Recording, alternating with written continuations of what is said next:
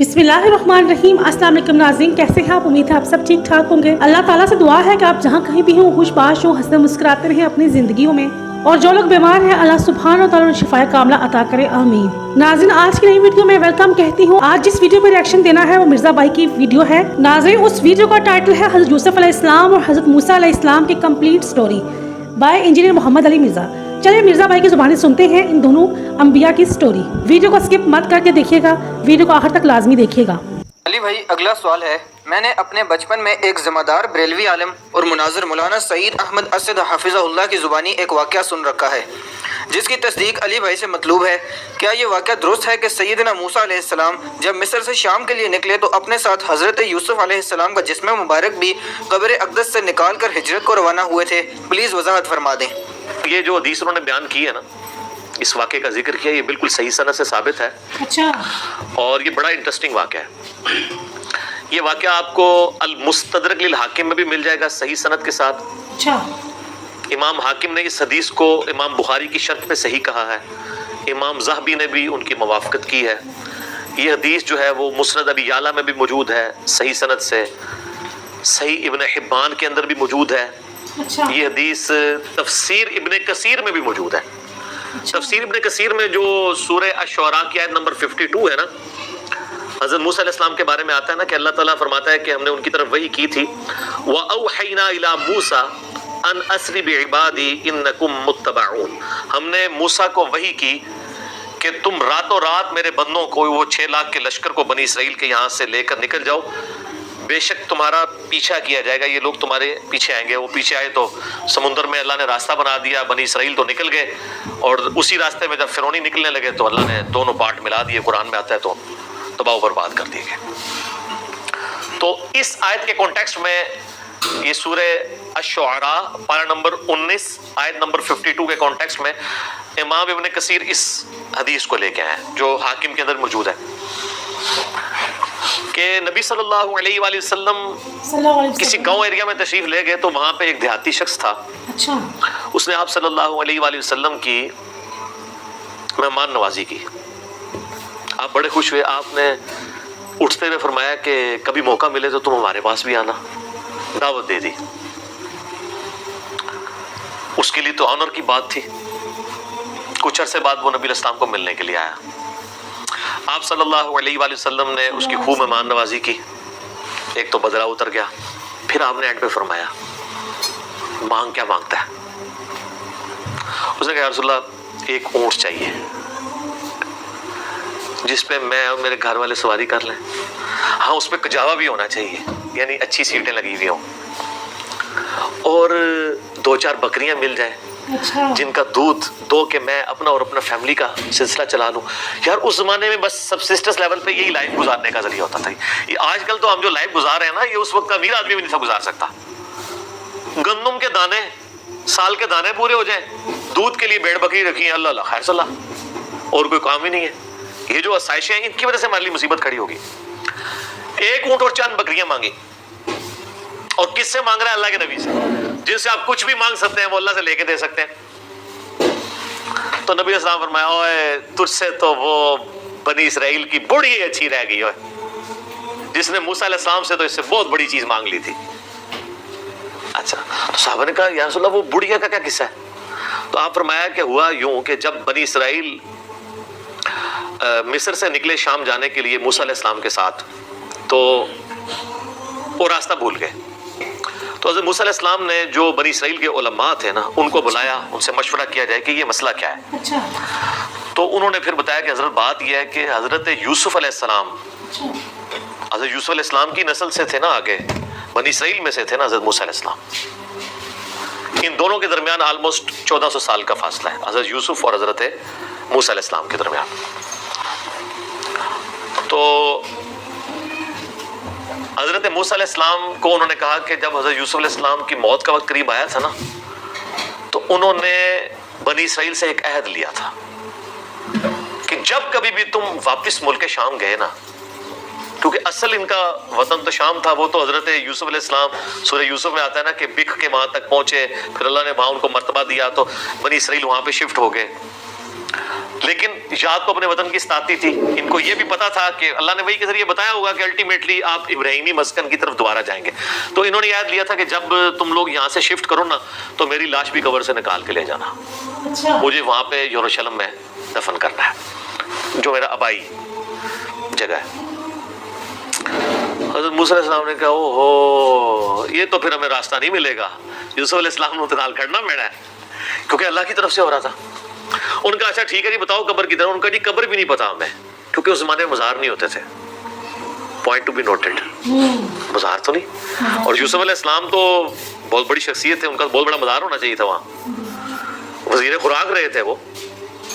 انہوں نے کہا جی ایک بڑھیا ہے جس کو قبر کا ایڈریس پتا ہے لیکن وہ کہتی ہے کہ موسیٰ کو میرے پاس خود بھیجو, میں اس کے ساتھ نیگوشیشن کروں گی تو جگہ بتاؤں گی قبر کی.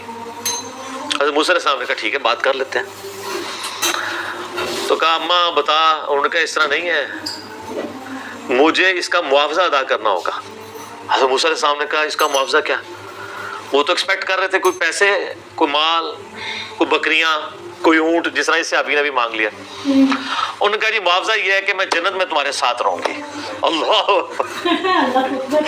حضرت موسیٰ علیہ السلام کا رنگ فاق ہو گیا, چہرے پہ ناگواری کے اثار آ گئے کہ یہ کیا مانگ رہی ہے, پھر دوسرا یہ میرے اختیار میں بھی نہیں ہے. تو حدیث کے الفاظ ہیں اللہ تعالیٰ نے اسی ٹائم حضرت موسیٰ کو وحی کی کہ آپ کمٹمنٹ کر لیں اس کے ساتھ. اوہ سبحان اللہ, دینے والا تو اللہ ہے نا جی. بے شک ایسے ہی ہے. موسیٰ علیہ السلام نے کہا ٹھیک ہے. ٹھیک ہے. اس لیے حضور نے اس عرابی کو کہا او یار تو سے تو بڑی اچھی رہ گئی, یعنی تو مجھ سے جنت میں میرا پڑوس مانگ لیتا, تو نے مانگی تو دنیا کی چیز مانگی. دنیا کی چیز مانگی. جس طرح کہ صحیح مسلم میں آتا ہے کہ ایک صحابی تھے ربیہ, نبی علیہ السلام کو وضو کروایا کرتے تھے. اچھا سبحان اللہ. ایک دن سمندر رحمت جوش میں آیا, فرمایا سل ربیہ, ربیہ کیا مانگتا ہے. وہ بھی تیاری کر کے بیٹھے تھے. انہوں نے کہا یا رسول اللہ جنت میں آپ کا پڑوس. ہو سکتا ہے اس واقعے کے بعد یہ ہوا ہو, انہوں نے یہ بات سنی ہوئی ہو, اہم ممکن ہے, یہ میری اسیسمنٹ ہے. تو آپ فرمایا اور بھی کچھ مانگ لیں. ان کا نہیں یا رسول اللہ اس کے بعد تو مجھے کچھ نہیں چاہیے. تو آپ نے فرمایا پھر کثرت سجود سے میری مدد کر, یعنی اللہ کی عبادت کر کثرت کے ساتھ, میری شفاعت بھی تیرے کام آئے گی, الٹیمیٹلی تجھے جنت میں میرا پڑوس مل جائے گا انشاءاللہ تعالی. انشاءاللہ اللہ ہمیں بھی نصیب کرے. بلکہ آپ لوگوں کے لیے خوشخبری, بخاری مسلم میں حدیث ہے کہ ایک صحابی ہے, ان کا یا رسول اللہ قیامت کب آئے گی. آپ نے فرمایا کہ کوئی قیامت کے لیے تو نے تیاری بھی کی ہے. تو اس نے کہا یا رسول اللہ میں تو بس موٹے موٹے دین پہ چلتا ہوں, فرائض پورے کرتا ہوں, کوئی ایکسٹرا نفلی باتیں میرے پاس نہیں ہے. ہاں میں اللہ اور اس کے رسول سے محبت کرتا ہوں. تو آپ نے فرمایا پھر اللہ اور اس کا رسول تمہارے ساتھ ہوں گے. حضرت انس بن مالک کہتے ہیں کہ اسلام لانے کے بعد رسول اللہ کے کسی فرمان سے ہمیں اتنی خوشی نہیں ہوئی جتنا اس فرمان سے ہوئی کہ جو اللہ اور اس کے رسول کے ساتھ محبت کرتا ہے اللہ اور اس کا رسول قیامت والے دن اس کے ساتھ ہوں گے, یعنی اسے بھی پڑوس مل جائے گا. اور پھر حضرت انس بن مالک کے الفاظ ہیں بخاری مسلم میں, اے اللہ میں اللہ سے, اس کے رسول سے, حضرت ابو بکر عمر سے محبت کرتا ہوں. گو میرے اعمال ابو بکر عمر والے نہیں ہیں, لیکن یا اللہ مجھے بھی اپنا اور اپنے محبوب کا ساتھ قیامت والے دن نصیب فرما. آمین. ہم بھی دعا کرتے ہیں کہ گو ہمارے اعمال بھی صحابہ اور اہل بیت والے نہیں ہیں, تب بھی اللہ تعالیٰ محض اپنی رحمت سے, اپنے نبی علیہ السلام کی شفاعت سے ہمیں ان مبارک ہستیوں کا پڑوس قیامت والے دن نصیب فرمائے. آمین ثم آمین. اچھا تو اب وہ بڑھیا نے کہا کہ جی میں آپ کو پتہ بتاتی ہوں. اب وہ بڑھیا جناب ان کو ایک تالاب کے اوپر لے آئی. اچھا حدیث کے الفاظ ہیں وہ تالاب بھی بالکل سبز ہو چکا ہوا تھا, یعنی بہت پرانا تالاب تھا, کوئی اتنا یوز میں بھی نہیں تھا, کوئی سمجھ لیں آج کل جس طرح کیچڑ والا کوئی جوہڑ ہوتا ہے. اس نے کہا جی اس پانی اس کا تالاب کا باہر نکلوائیں, اس تالاب کو خشک کریں. تو تالاب خشک کیا گیا, تو اس کی بیسمنٹ کے اندر اس نے نا ایک جگہ لوکیٹ کی کہ یہاں پہ آپ کھودیں, یہاں پہ ان کی قبر ہے. اے دسو کسی لبنی سی, اس زمانے علم غیب ہی نہیں سی ہوتا, نہیں تو لب جانا. ٹھیک ہے, تو بزرگوں کہتے ہیں نا علم غیب ہے, وہ جب تک اللہ نہ بتائے تو پیغمبر کو بھی نہیں پتا چلتا. تو خیر وہ قبر کھودی, اور حدیث کے الفاظ ہیں کہ انہوں نے حضرت یوسف علیہ السلام کا جسد انور نکالا, تو پھر بنی اسرائیل کے لیے جو ہے نا راستہ بالکل واضح ہو گیا, پھر وہ اپنے سفر پہ چل پڑے. تو یہ حدیث ہے جس میں حضرت یوسف علیہ السلام کا جسد انور وہاں پہ شفٹ کرنے کی بات ہے. لیکن اس حدیث کے اندر ایک اشکال بھی ہے, میں اس کو کلیئر کر دوں. اس حدیث میں الفاظ ہیں کہ حضرت موسیٰ علیہ السلام نے کہا وَاسْتَخْرِجُوا عِظَامَ یوسف، یوسف کی ہڈیوں کو یہاں سے نکالو۔ اس کی وجہ سے بعض لوگ یہ کہتے ہیں کہ جی یہ تو حضرت یوسف علیہ السلام کا تو جسم معاذ اللہ سلامت نہیں تھا، وہ تو ہڈیاں شفٹ کی گئی ہیں۔ شیخ البانی رحمہ اللہ تعالی سلسلہ احادیث صحیحہ میں لکھتے ہیں کہ میں بڑا عرصہ پریشان رہا کہ ہمیں تو صحیح احادیث کی روشنی میں یہ بات پتہ ہے، ایون قرآن سے بھی اشارہ ملتا ہے، میں بعد میں بتاتا ہوں آپ کو، کہ انبیاء کے جسموں کو مٹی نہیں کھاتی ہے، تو یہ کیسے ہو سکتا ہے کہ یوسف علیہ السلام کے ہڈیوں کا ڈھانچہ وہاں پہ ہو؟ تو کہتے ہیں میرا مسئلہ حل ہوا جب میں نے سنن ابی داؤد میں وہ حدیث پڑھی نا، حضرت تمیم داری نے کہا یا رسول اللہ صلی اللہ علیہ وآلہ وسلم آپ یعنی کھڑے ہو کے خطبہ دیتے ہیں تو میں آپ کے لیے ایک ممبر نہ تیار کروا دوں جس پہ آپ بیٹھ کے تھوڑی دیر آرام کر لیا کریں۔ تو اس میں پتہ کیا الفاظ ہے؟ وہ کہتے ہیں یحمل عظامک، اس ممبر پہ آپ اپنی ہڈیاں رکھ سکیں، ہونا تو چاہیے تھا جسم رکھ سکیں۔ تو البانی کہتے ہیں کہ وہ مجھے پتہ چلا کہ یہ عرب کے لوگ محاورتاً یہ لفظ بولتے ہیں، یعنی وہ جسم ہڈیوں کے ایکویلنٹ جسم اور جسم کے لیے ہڈیاں استعمال کرتے ہیں، ٹھیک ہے؟ جیسے ہمارے جسم میں درد ہو تو ہم کیا کہتے ہیں میری ہڈیاں ٹوٹ رہی ہیں، اس کا یہ مطلب نہیں ہوتا کہ فزیکلی کوئی ہڈیاں ٹوٹ رہی ہیں، جسم میں درد ہے۔ بریانی کھائی ہے تو سینے میں آگ لگی ہوئی ہے، اس سے مراد وہ فائر نہیں ہوتی، یہ محاورہ تھا۔ تو کہتے ہیں اس صحابی نے یہ بھی کہہ سکتا تھا یا رسول اللہ جس پہ آپ آرام کر سکیں، اس نے لفظ کیوں استعمال کیے کہ یحمل عظامک، آپ کی ہڈیاں، آپ اپنی ہڈیاں اس پہ رکھ سکیں، تو ہڈیاں اپنی کو رکھ سکتا ہے۔ باقی اس کو سپورٹی وہ حدیث ہے جو سنن ابی داؤد میں، سنن نسائی میں اور سنن ابن ماجہ میں ہے، مشکات میں موجود ہے۔ سیدنا اوس بن اوس رضی اللہ تعالیٰ عنہ سے کہ نبی علیہ السلام نے فرمایا کہ جمعے کا دن جو ہے وہ تمہارے ایام میں سب سے بہتر ہے، اسی دن آدم علیہ السلام پیدا ہوئے، اسی دن وہ فوت ہوئے، اسی دن سور پھونکا جائے گا، تم جمعے کے دن کثرت کے ساتھ مجھ پہ درود پڑھو، بے شک تمہارا درود مجھ پہ پیش کیا جائے گا۔ تو صحابہ نے کہا کہ یا رسول اللہ جب آپ مر جائیں گے اور آپ کی ہڈیاں مٹی میں گھل مل جائیں گی، ذرا الفاظ سنیں، اس زمانے میں اس طرح گستاخی کا فتویٰ نہیں لگاتا تھا، جواب دیے جاتے تھے، تو آپ پہ درود کیسے پیش ہوگا؟ یہ تو نیچرل پروسیس ایسا ہوگا۔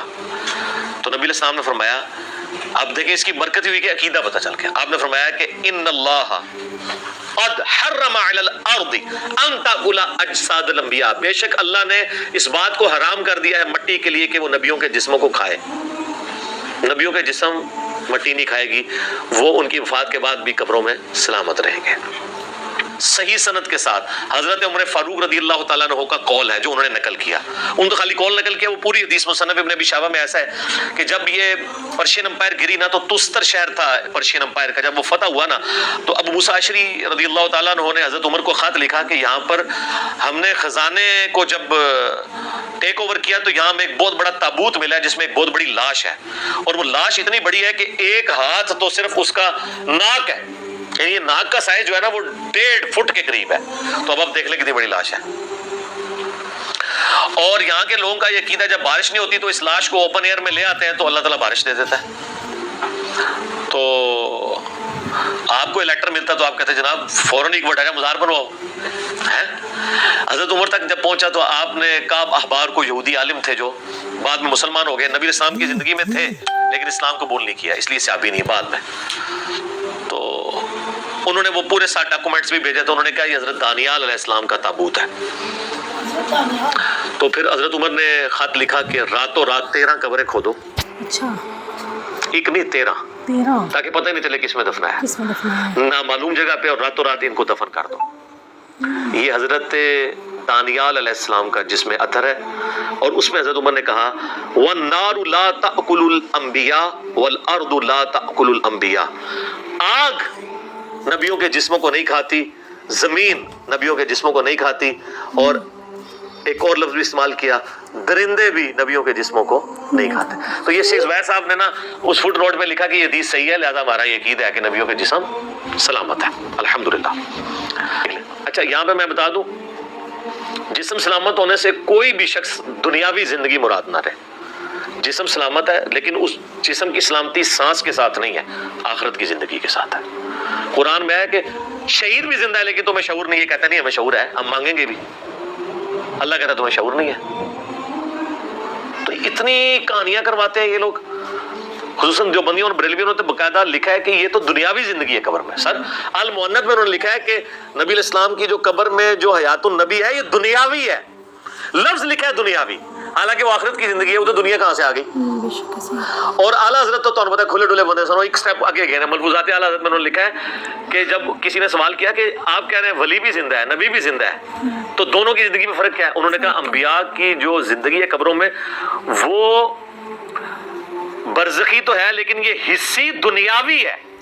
حصی کا مطلب کیا ہے کہ آپ کسی کو چٹکی کاٹتے ہیں تو اس کو فیل ہو, اور دنیاوی.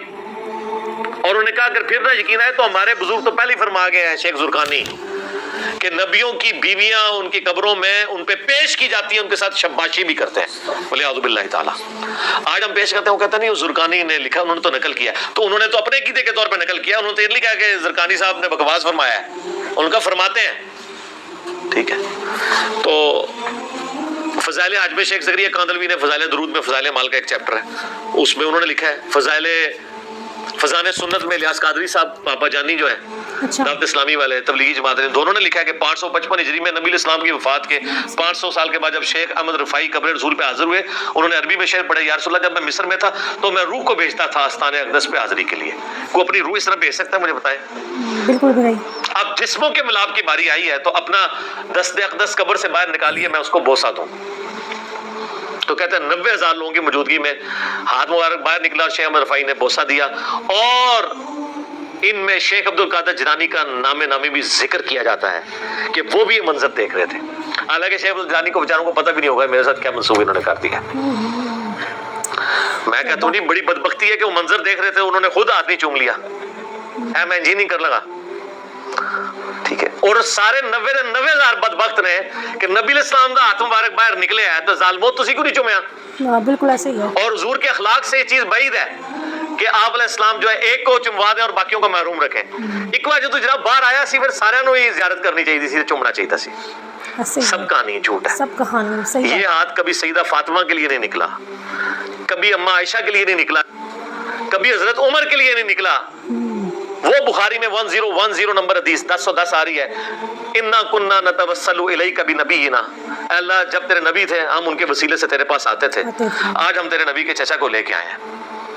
وہ بھی چلے جاتے قبر رسول پہ, یا رسول اللہ جب آپ دنیاوی زندگی میں تھے تو آپ ہاتھ مبارک پیالے میں رکھتے تھے تو چشمے جاری ہوتے تھے, تو آج جو ہے وہ قحط میری عزت سٹیک پہ لگی ہے, میرے دور حکومت میں دور خلافت کے اندر قحط آ گیا, تو آپ ہاتھ مبارک یہ میں پیالہ لے کے آؤں آپ اس میں رکھیں. جی جناب صحیح مسلم میں ہے کہ حضرت عمر نے ایک دفعہ یہ کام کروایا تھا, پیالہ دے کے تو نبی علیہ السلام نے ہاتھ رکھا. ایک تو وہ حدیث بخاری مسلم میں حدیبیہ کے موقع پہ 1500 صحابہ نے ایک پیالے سے وضو کیا اور جانوروں کو پلایا اور جمع کر لیا, اور جابر بن عبداللہ کہتے ہیں 1,00,000 بھی ہم ہوتے نا سب کو کفایت کرتا تھا. سبحان اللہ. تو حضرت عمر تو نہیں کہا, ان کو پتا تھا کہ اب ہماری کمیونیکیشن اس آخرت کی زندگی میں حضور کے ساتھ نہیں ہو سکتی. تو ناظرین, جیسا کہ علی بھائی نے بہت اچھے انداز میں یوسف علیہ السلام اور موسیٰ علیہ السلام کا قصہ بتایا, اور لاسٹ میں جو انہوں نے نبی صلی اللہ علیہ وسلم کے بارے میں جو حدیث بتائیں بہت ایمان افروز واقعات تھے. میرے پاس الفاظ نہیں ان واقعات کو سننے کے بعد کہ آپ سے میں کیا بولوں, لیکن یہ تھا کہ اسپیچ لیس تھی. آج کی ویڈیو کا اختتام اس بات پہ کروں گی, اللہ اکبر کبیرہ والحمدللہ کثیرہ وسبحان اللہ بکرۃ واسیلہ, اللہم صلی علی محمد وعلی آل محمد. اپنا بہت سا خیال رکھیے گا, دعاؤں میں رکھیے گا مجھے بھی یاد. ملتے ہیں ایک نئی ویڈیو میں ایک نئے ریئیکشن کے ساتھ. اللہ نگہبان.